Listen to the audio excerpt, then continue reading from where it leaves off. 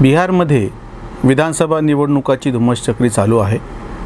अपेक्षेप्रमाणे राहुल गांधी यांनी चीन भारतात 1200 किलोमीटर घुसला आहे असे एक वक्तव्य केलं।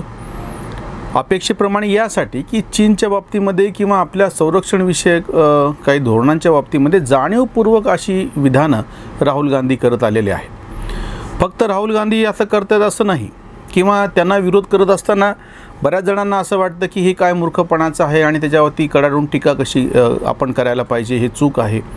त्यांनी हे लक्षात घ्यावं की केवळ राहुल गांधीच नाही, अशा पद्धतीनं जाणीवपूर्वक ही विधानं केली जातात। राहुल गांधीच्या पाठोपाठच फारुख अब्दुल्ला यांनी करण थापरला यांनी दिलेल्या मुलाखतीमधलं एक वाक्य असं होतं की आम्ही परत एकदा काश्मीरमध्ये 370 कलम काश्मीरच्या बाबतीमध्ये कसं लागू होईल त्यासाठी चीनची मदत घेऊ।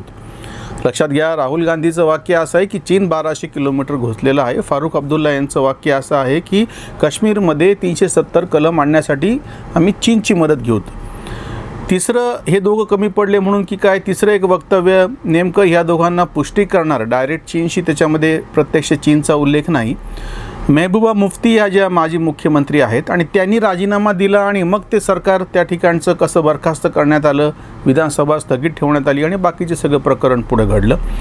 त्या महबूबा मुफ्ती यांनी असं एक वक्तव्य दिलं की इथून पुढे मी फक्त काश्मीरचा झेंडा हाती घेईल। बऱ्याच जणांना कदाचित माहीत नसेल तर ते परत खुलासा करतो की काश्मीर हा एकच राज्य असं होतं भारतातलं की जिथं वेगळं जशी त्यांची घटना होती त्याच पद्धतीने त्यांचा वेगळा झेंडा होता। आणि 5 ऑगस्ट 2019ला आपल्या संसदेने 370 कलम हटवल्याच्या नंतर त्या ठिकाणी फक्त आता तिरंगा झेंडा फडकत असतो। मग महबूबा मुफ्तीचं विधान लक्षात घ्या की मी फक्त काश्मीरचा झेंडा हाती घेईल, याचा अर्थ असा की काश्मीर आम्हाला परत स्वतंत्र करायचं आहे। तुम्ही या तिघांची वक्तव्य तपासून पहा। कुमार केतकरांनी जो आरोप उलटा असा केला होता की मोदी पंतप्रधान होणं हा कसा आंतरराष्ट्रीय कटाचा भाग आहे, मला उलटा आता असा आरोप करावा वाटतो की ही अशी वेगवेगळी वक्तव्य पाहिल्याच्या नंतर हाच काहीतरी एक आंतरराष्ट्रीय कटाचा भाग आहे भारत विरोधी असं म्हणावं लागतं। हे कुमार केतकरांनी लक्षात घ्यावं, जे आता मुग गिळून गपचूप बसलेले आहेत।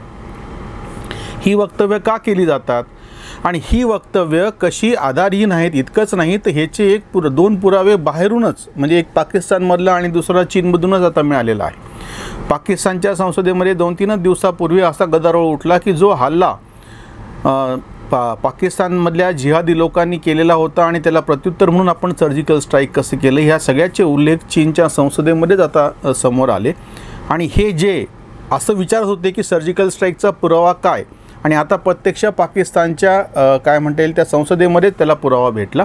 दुसरा पुरावा, चीनची जी एकमेव वृत्तसंस्था आहे, सरकारी वृत्तसंस्था आहे ती ग्लोबल टाइम्स नावाची, त्या वृत्तसंस्थेने जेव्हा म्हणजे गलवान खोऱ्यामध्ये हल्ला झाल्याच्या नंतर सगळ्यांनी असे प्रश्न उपस्थित केले होते की हे खोटं आहे, चकमक घडलीच नाही आणि आपण चीनी सैनिकांना ठार केलंच नाही, उलटं आपलेच 20 लोक कसे गेलेले आहेत। वास्तविक आपल्या सैन्याने, सैन्याच्या प्रवक्त्याने अतिशय स्वच्छ आणि चांगलं असं त्याच्यातलं निवेदन समोर आणलेलं होतं। काय काय घडलं सगळी वस्तुस्थिती समोर आणली होती। इतकंच नाही तर जे सैनिक याच्यामध्ये काय म्हणतील बळी पडले हल्ल्याला, त्यांची नावं, मग त्यांचे सगळ्यांचे शव एकत्र करून त्यांच्या गावाला पाठवण्यात आले, त्या ह्यांना त्यांच्या म्हणजे त्यांना मानवंदना दिल्या गेली। म्हणजे कुठेही लपवालपवी भारतीय सैन्याकडून किंवा भारतीय संरक्षण खात्याकडून केल्या गेलेली नव्हती। पण तरीही असा आरोप केला गेला की भारतीय सैन्य कसं खोटं बोलतं आहे, संरक्षण मंत्री कसं खोटं बोलत आहेत, परराष्ट्र मंत्री कसं खोटं बोलत आहेत आणि पंतप्रधान तर खोटंच बोलत आहेत, असं सगळं चालू होतं। हे ठरून करण्यात आलं। आता ग्लोबल टाइम्समध्ये त्या गलवान खोऱ्यामध्ये किती चीनी सैनिक मारले गेले, त्यांच्याबद्दलचे त्यांचे जे स्मारक म्हणा किंवा त्या ठिकाणचे त्यांच्या कबरी म्हणा ह्या दाखवण्यात आल्या। त्याचा फोटो पण आता समाज माध्यमावरती समोर आला। म्हणजे पाकिस्तानमधला एक पुरावा आणि ग्लोबल टाइम्समधला एक पुरावा। जाणीवपूर्वक चीनच्या बाबतीमध्ये अशी काही वक्तव्य करून, म्हणजे राहुल गांधी यांचं वक्तव्य हे फक्त मूर्खपणाचं नाही आहे, त्याच्यावरती इतरांनी आक्षेप घेताना तसं काही बोलावं हे ठीक आहे। वारंवार ही वक्तव्य जेव्हा समोर येतात तेव्हा तुम्ही त्याच्या मागची कारण मीमांसा लक्षात घ्या। म्हणजे राहुल गांधी, फारुख अब्दुल्ला, महबूबा मुफ्ती यांनी जाणीवपूर्वक सध्याच्या सत्ताधाऱ्यांच्या विरोधात तर ते बोलतच आहेत, पण देशविरोधी बोलून एक काय जे म्हणता येईल आपण असा आरोपच करूयात की आंतरराष्ट्रीय कटाचा ते स्वतःच भाग असल्याचं सिद्ध करत आहेत.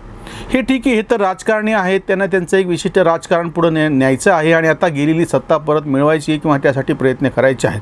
पण याचं समर्थन करणारे जे सगळे तथाकथित बुद्धिवादी, पत्रकार, विचारवंत, लेखक, कलावंत, नट, अभिनेते, या सगळ्यांच्या बाबतीमध्ये एक आश्चर्य असं वाटतं की जेव्हा ते असा काही आरोप तेव्हा करत होते की सर्जिकल स्ट्राईकचे पुरावे काय आहेत, किंवा आता चीनच्या गलवान खोऱ्यामध्ये जेव्हा तुम्ही किती सैनिक मारले याचे पुरावे काय आहेत, हे जेव्हा समोर येतात पुरावे आणि आपल्याच नाही आंतरराष्ट्रीय पातळीवरच्या वेगवेगळ्या संस्थांनी याच्या बाबतीमध्ये टिप्पणी केल्याच्यानंतर मग मात्र हे लोक शांत राहतात. म्हणजे राहुल गांधी जे म्हणले की चीन 1200 किलोमीटर आतमध्ये घुसला आहे, तो भौगोलिकदृष्ट्या घुसलेला नाही, यांच्या मेंदूमध्ये घुसलेला आहे असा आरोप करावा लागतो.